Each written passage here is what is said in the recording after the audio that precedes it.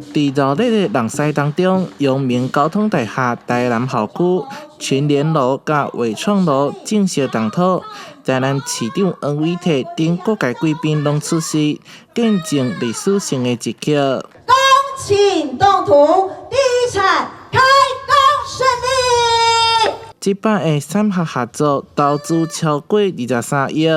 预计伫116年完工落成以后，将提供更加完善的教学甲研究设施。同时，吸引更加侪产业进驻沙仑理能科学城，带动当地科技产业自路的发展。我们在任何地方，我们在做任何事情，我们都会跟当地的尤其政府还有民间的团体。大家有充分的沟通，我们也希望我们今天带来的是一个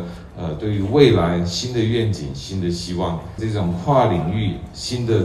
结合。希望说阳明交大能够有这个产发的研究基地以及学术的基地能够设立之外，我们中研院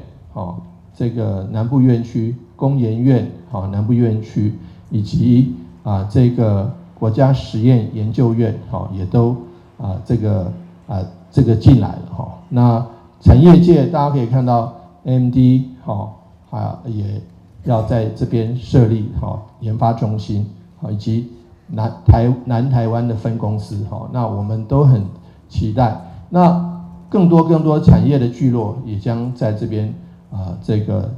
聚集，打造南台湾重要的 AI 半导体人才培育基地，开创科技甲教育合作的新局面。伟创路将成为智慧制造甲理能的研究基地，群联路致力于培养学生的实务能力，替全球科技储备人才。台南新闻所采访报道。